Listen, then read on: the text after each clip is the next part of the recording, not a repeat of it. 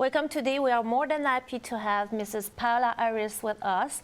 She is really a person who had a prolific career in ufology and exopolitics since 1979. She is the person who did the large sum of interview with first direct witnesses of extraterrestrial phenomenon. So she traveled around the world to meet everybody almost in the field, and she just released a book with Mr. Jacques Vallée. The name of the book is Trinity. Mr. Jacques Vallée is well known as well for his interest in UFO field since 50 years, and he's working in management and technology for Silicon Valley.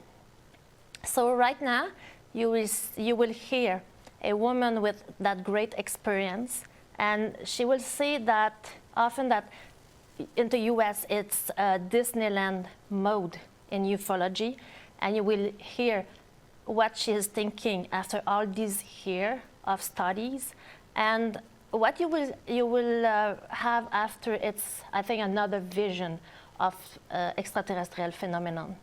Hello, Paola. Hello, Caroline. How are you today? I'm doing really well, thank you. I am talking to you from Boulder, Colorado, and Dr. Vallée is in Paris, so this is a very international situation. Yes, absolutely. You're used to it. First, can you explain to us how you get involved in ufology and exopolitics? All right, basically, I'm a high school teacher. I have a master's in education. So in 1980, I was teaching high school English, and I saw the movie Close Encounters of the Third Kind, and did not understand at the time about UFOs until I met Dr. J. Allen Hynek, who was an astronomer. I met him in Evanston, Illinois. He had a Center for UFO Studies. Both Dr. Hynek and Dr. Vallée were doing work on the Blue Book project, which is an Air Force project to collect all information. So that was a long time ago. And the movie moved me, so it made me emotional. So I asked Dr. Hynek, is this real? And being an astronomer, he said, yes, it's real. We don't know what it is, but it is real. So I began working with him until he died in 1986. And I did not know that years later, almost 30 years later, I would meet Jacques Vallée, Dr. Jacques Vallée, who is the man in the movie that Francois Truffaut plays. He plays Dr. Vallée. His name is Lancôme in the movie. And so then the universe, and I'm going to say this because so much coincidence, had me working with him on this UFO crash that happened in 1945 in New Mexico. So for 4 years, I've been working with Dr. Vallée, but I had the case 5 years before that. So I was doing all kinds of work 5 years before that. And then he came and asked me about the medal. And then we did 4 more years. So Caroline, that's 9 years of one case. There's a lot, and you will have a chance to explain what you have discovered with Dr. Vallée. And you are a teacher in the exopolitics program of Dr. Sala, Michael Sala. And I would like to hear you about why we use the term exopolitics, what it's all about. Well, Caroline, the UFO scene here, you mentioned Disneyland, is conferences, and it's become entertainment. You go to a conference and there's these alien statues and everybody wears a t-shirt, and there's all these, for me, not serious. They're not serious about the subject matter. So when Dr. Sala and I were talking, I said, well, you know, it needs to be university. It needs to be a kind of academic thing. So the word exopolitics was more academic than ufology. Ufology is even today is people do not take it seriously. So exopolitics made it a study, which is what I want to do. I'm a teacher. He's a professor. So we want it to be a study, like a university study. And he said, well, would you be willing to share your research online? And I said, yes. Everything I have done, all the audio tapes, for instance, for me, everything I did was on audio tape because it's word for word what the witnesses told me. And we're dealing with some very powerful people, Colonel Philip Corso, who worked at the Pentagon, Dr. Edgar Mitchell, who is Apollo 14 astronaut, Monsignor Corrado Balducci, who is a Monsignor with the Vatican. So many very important people that have given us their story. So you could put it together and connect the dots and make sense. Not just do Roswell and that's it. Not just do one thing and that's it. But you need to look at the entire puzzle. So in exopolitics, we work more on the work that we will have to do with them the day that the disclosure will come. Do you think that the community is seen stronger now than before?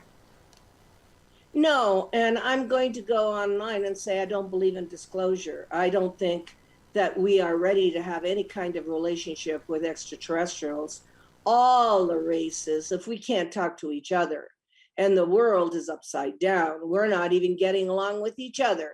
So I don't think that they're going to come and want any kind of galactic diplomacy with a bunch of crazy people that are bombing each other, criticizing each other, and aren't ready. So I think that this is a study, Carolyn. I think this is a study, which means we have a personal relationship, a kind of thing with the cosmic races. And it is personal level, like Dr. Stephen Greer does. It isn't a government level. I mean, the government already, is looking at them as a potential threat, which is the most ridiculous thing I've ever heard of. If they wanted to destroy us, they wanted a space war, they would have done it in 1945 when we exploded 3 atomic bombs, 1 in New Mexico and 2 in Japan. So I don't think that, that this current situation with government release of information is going to change anything. It only changes the fact that we can have a dialogue. In other words, nobody laughs because it's been in the New York Times. So your family will not make fun of you because you can say it's in the newspaper, it's in TV. So it makes the subject matter acceptable, but that's all it does. That we really don't know anything else. I follow you. So you had a chance to meet all these great people who was the first witnesses, like Charles Hall, who was at Area 5154, Colonel Corso. Can you talk about their experience and what they share with you about the humanoid extraterrestrial who came here like Valiant Thor? Well, I had to go and do the story myself because Valiant Thor and all the human contact of the Space Brother movement was in 1950. So look at how many years have passed, 70 years, there's hardly anybody live. So I had to go to Southern California in person and see who I could talk to about the 1950s when spacemen like the one that talked to Adamski, Orthon, and spacemen were talking to the people there. And they were giving a message to not use nuclear power. And so I had to go back and do the research myself. My colleagues, other ufologists, don't know and they don't care about those days because ufology today is stuck on the abduction case stuff. It is stuck in the 1960s. 1960s, when Betty and Barney Hill happened, the whole entire field switched to little gray alien abductions.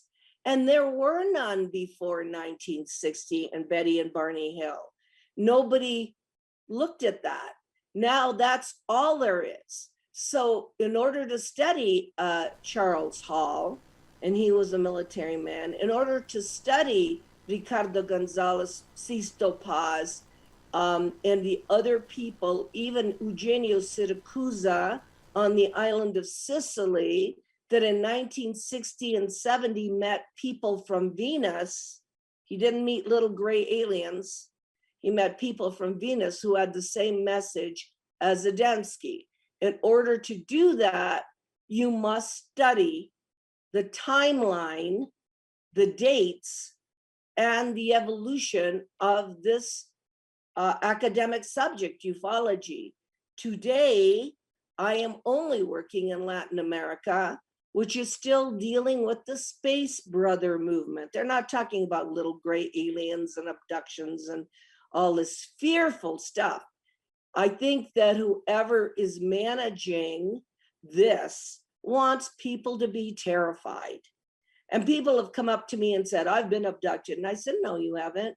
You've been contacted. So it's so important that we use the right word. In human terms, abductions means that you take the body, you take them away, you kill them, and you never bring them back. Contact is different. Contact means an awareness, a consciousness, a waking up, and they can, and the extraterrestrial races can do it any way they want to wake you up, but then they bring you back so you can talk.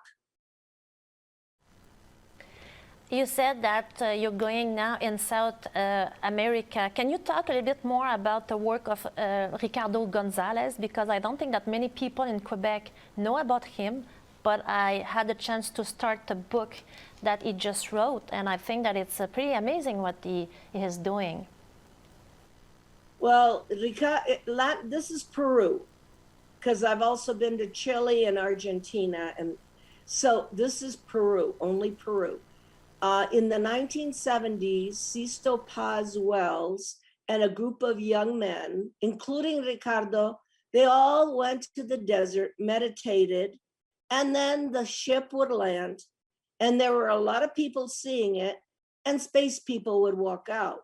So Sisto and his brother Charlie created the Rama group. Charlie is now living in Canada, and he is Veronica Paz Wells. So he's transgendered. I have spoken to Sisto's brother, or Veronica, about what happened in the 1970s. And this really did happen. There was a lot of people there in the Chilca Desert. So I began to understand that not only were these people who were very pure people, these are not people like, that we have here who become media stars and there's a circus around them and everything.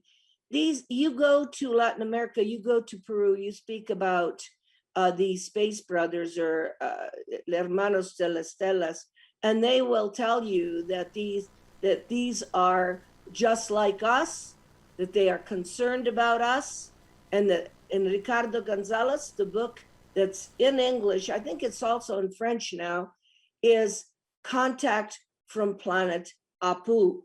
And he talks about this group of time travelers that are coming back to the Earth to give us real messages.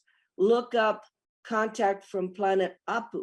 So I do a lot of work with Ricardo because he is still in contact with these people. Right now, he is doing a conference in Monte Perdido, which is on the border of France and Spain. He does it every year. And then he will come to Crestone, Colorado, beginning of September.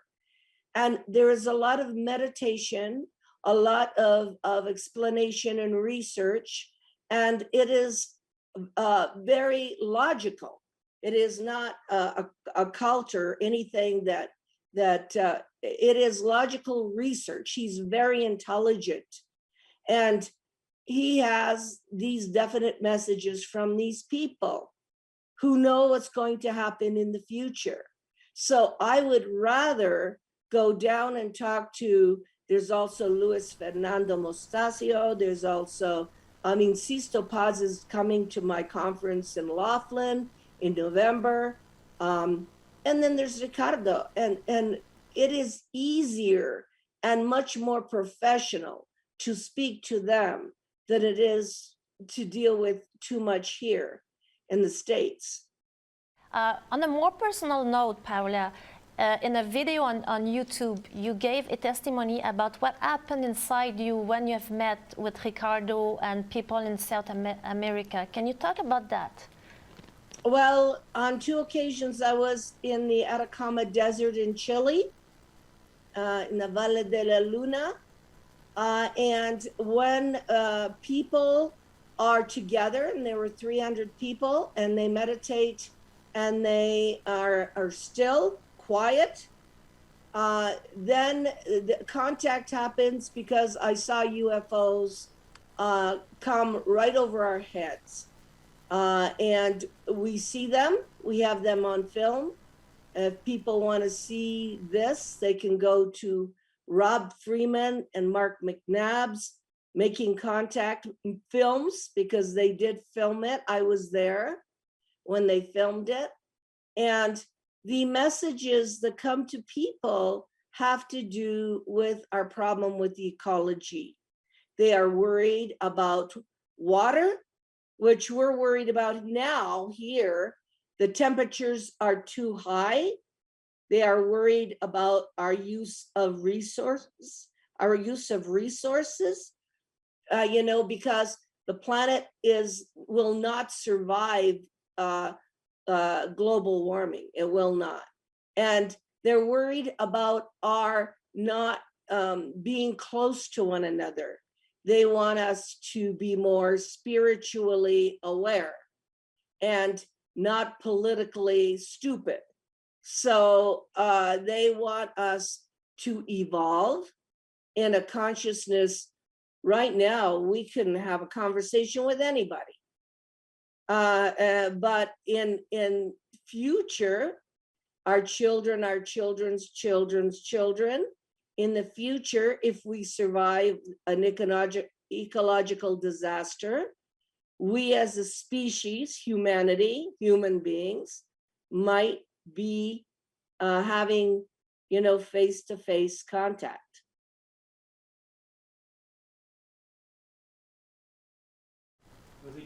Now with your new book that was just released, you did a really good investigation, like you've said. Can you talk about the discovery that you did? Okay, well, I'm happy to speak about Trinité, and Jacques Vallée has just translated into French. It will be available on Amazon on August 1st.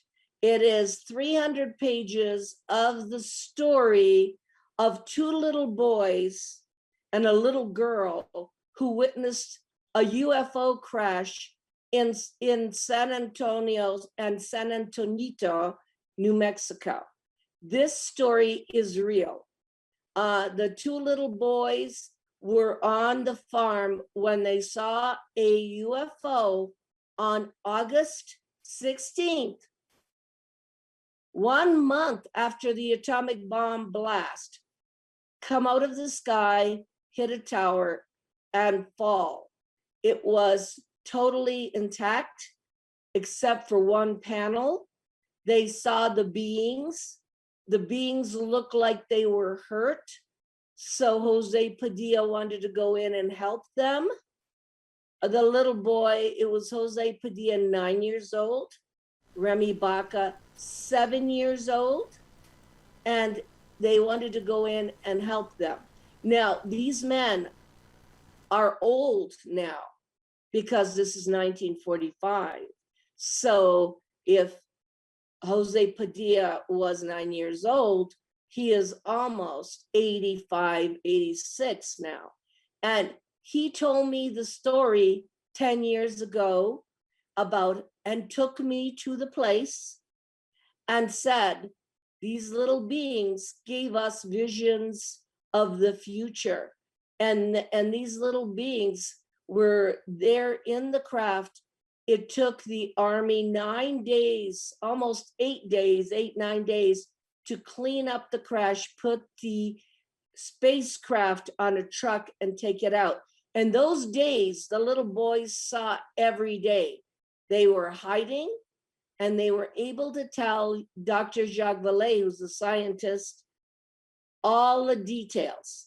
So what happened? That craft, that UFO, was not a saucer. It was shaped like the atomic bomb casing. It was avocado or egg shaped. It was oval, just like what we had blasted. So we have come to the conclusion that after 1 month, and you can see the Trinity site, it's only 13 miles away from where this happened. That particular incident that was told to children, the children saw, they saw it in person. That incident was a statement by some extraterrestrial group that we had done something very, very dangerous, and that is blasted an atomic bomb.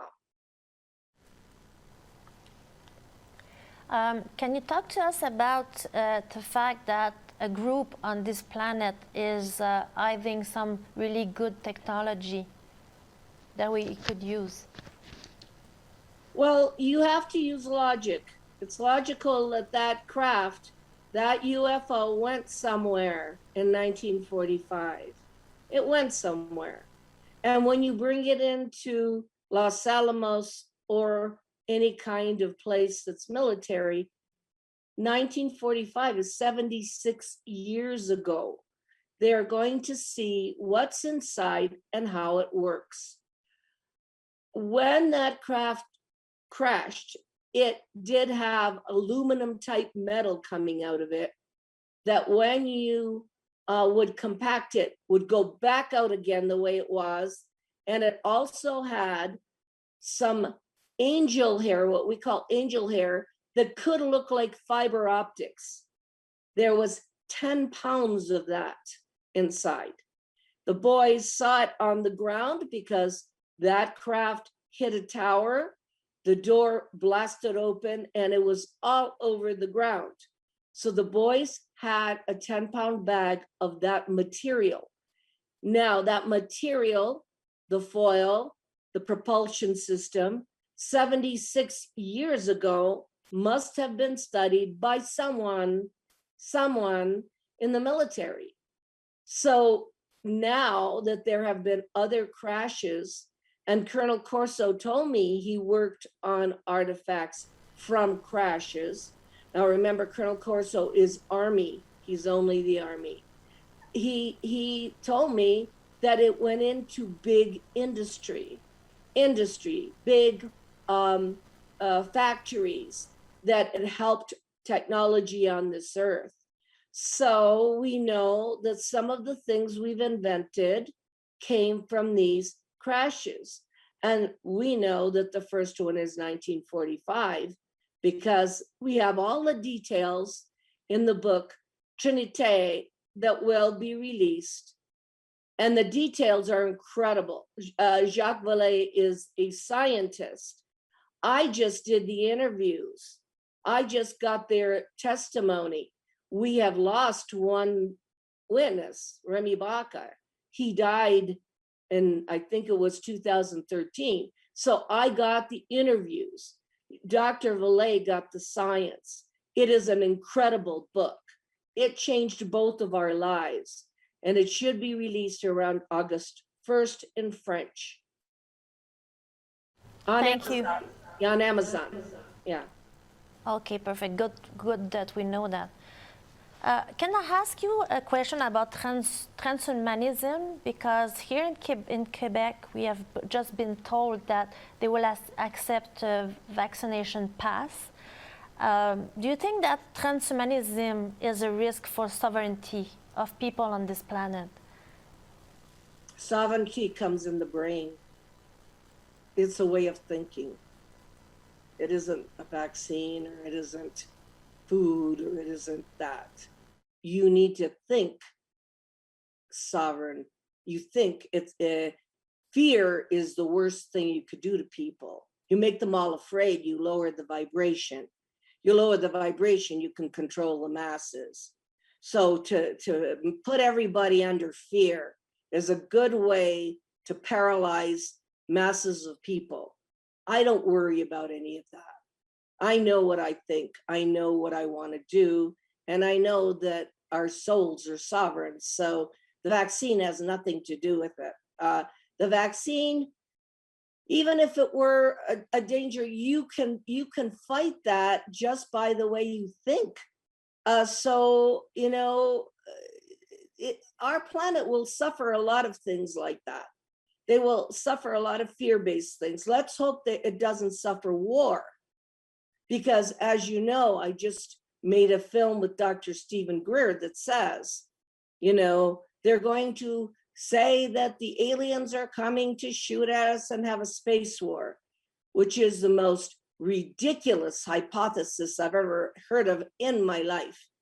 If they were going to have a space war and attack us, they would have done it during the atomic bomb. They would have done it during the wars. They would have done it during the testing of the H-bomb in the Pacific, where we killed all the fish and the coral. And there were a lot of sightings. There were a lot of UFO sightings. They flew over when we were bombing with the H-bomb testing in the Pacific on the Bikini Atoll. So you need to look at the whole entire picture. Sovereignty is in your brain. It's the way you think. It does not come from other people. I do believe that, because I do remember what Laura Eisenhower explained about the timelines that are in opposition right now. She really explained that one timeline is just keeping you into fear and control of under that deep state. Let's say that. Yeah, but I don't support necessarily that who it comes from. So let's talk about everything in general. I don't want to talk about personalities. Because then my question is, how do you know that? My next question is, what is your, like Colonel Corsa used to say to people that came up to him, what were your clearances in the government? What work did you do and all that? I can't, you know, what I'm doing is just off the top of my head. This is, you ask my thoughts, you will get my thoughts. They are not necessarily coming from, you know, official sources. So I'd like to stay with, this is just my opinion. Yeah, but do you have any advice for people who just want to stay into faith regarding what is going on? Well, you know, we live on a beautiful planet. I'm going to go out and enjoy the trees, the flowers, my family. I'm not going to think in my brain about what's going to destroy me, or these people out there, conspiracies. My life is too short for me to spend a lot of time on conspiracy theory, Carolyn. It's ridiculous. We live every day on a gorgeous planet. I'm on my way to Italy. I'm on my way to Barcelona, Spain. I enjoy, you can see my apartment. I enjoy my life. There is no space in my brain for other people to tell me conspiracy. There's no space. Because what happens, Carolyn, is then you think, I can do nothing about it. Oh my God, I am a prisoner. And you're not. You're free. You can do anything you want. And you don't need to let those people come into your brain and tell you these things, because you don't know who those people are anyway. and you didn't do the research. Now with Colonel Corso, it happened to him and he was cleared. He worked for the government. He worked for the Pentagon. With Edgar Mitchell, he was an astronaut. You do listen to him. And these people never had these kinds of ideas. So the UFO community for me is contaminated with conspiracy theories, contaminated.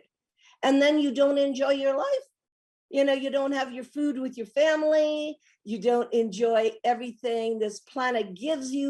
You spend 3/4 of your time being afraid. So do you think that people are in a confrontation because they must be shaped and then learn to just follow what their soul is pointing them to do? They have to decide for themselves to follow what they want to serve. Exactly. I think everybody is sovereign. I think everybody is an individual, but I can choose to spend 4 hours on YouTube looking at how the world is going to end and the evil aliens and all the conspiracies. I can spend 4 hours on YouTube, or I can go outside and have a nice lemonade and sit with the flowers, the trees, and enjoy my life. But I'm not stupid. I will read material. I will listen to people that I consider high intelligent people, but I will not buy into the UFO, you know, I call it mythology that is not based on fact. I can't do that. If I want to know something, I will call somebody in the government. I will call somebody that I know. I will, you know, I have so many friends that are really working. I'll call a scientist. I'll call a doctor. I'll call somebody. I will not go on YouTube for 4 hours. Okay. Just to finish, I would like to know, because you said that you will travel more in the coming month. So what is up next for you? Well, Jacques Vallée and I have translated the book into Italian, so we're in Rome, Italy on September 11th. And we're going to talk about something that really happened, you know, the crash with the little children. You know, we're going to talk about this incident in a funny kind of way. It's bigger than Roswell because we have the place. I've been there so many times. We have the metal. The 9-year-old went inside the craft and pulled out a piece of the metal that was on the wall, and we have the witnesses. So we'll talk about that in Italy. Dr. Vallée will be talking in France. So please, for the French-speaking public, listen to him. He did an amazing research, amazing. I learned so much from him. He's a scientist. He will talk in France about Trinité, and then I fly to Barcelona on the 8th of October to speak in Barcelona on the book in Spanish. I just am paying attention to what the message is. The message is we don't need to kill each other and use nuclear weapons. The message there, because I don't think that crash was on vacation. That was a purposeful message. And we need to look at the messages, whether they come from Ricardo in Latin America, whether they come from, you know, incidents that happened. And Caroline, in the end, we all need to be happy and live a good life. Yes, I do agree. Thank you. And I really enjoyed my class with you in the program of Exopolitique. Can you talk about your class in that program so maybe some people could be interested? You're very nice. You're very sweet. Thank you. Merci beaucoup. Well, the thing is, I'm a teacher. So if I'm a teacher and I'm going to talk to you, I want you to read. I don't want you to go on YouTube for 5 hours and find out everything. You don't go to be a doctor by going on YouTube for 5 hours or be an anthropologist by doing that. So exopolitics is a class. It's an academic class. So you have units, and in my case, I have 12 units, and I require that you read what the people say So if I'm doing expert witness testimony, I want you to read what astronaut Edgar Mitchell says. I want you to read what Monsignor Balducci says. And I did the work. You know, I interviewed them. I knew them. I knew all these people. So a lot of what I give you to read, I collected on audio tape, which has been transcribed into an essay. And it's easy. You did an amazing job, because what you need to do is read and just tell me what you think. You know, you read the essay by Charles Hall, who was at Area 51 and met human type beings with their children. You read that, you read what he says, you read the background, and then the response is, you tell me what you think. And and then that's how the classes are. They're easy, because I just look at what you think after you have done the work, after you have read the book, or after you have read the essay. So you have really done a lot of work, Caroline. You were so interested, you went and did a lot on your own on this. So what that did, and I hope it does it for all students, is stimulate your thinking. To finish, I'm sure that some people will want to know more about your work. So where the people will be able to follow you, Paola? My website is www.paolaharris.com. There is an article about the evolution of Jacques Vallée on that website now. If they want to come and meet people, meet legitimate, you know, international people, they can come to my conference in Laughlin, Nevada on November 12 to 14. There will be Paul Hynek, Jacques Vallée, Lynn Kitai. There will be researchers, Grant Cameron. There will be researchers there. So in order to sign up for the conference, you go to www.starworksusa.com. You might want to write that. And if you want to take classes, you go to Exopolitics Institute, which belongs to Dr. Michael Sala. I hope to see you soon in Quebec and giving conferences everywhere in Canada. I thank you very much for your time today. Thank you. Thank you. Merci. Merci. Merci beaucoup d'avoir été à l'antenne. Thank you very much for being with us today, and see you soon.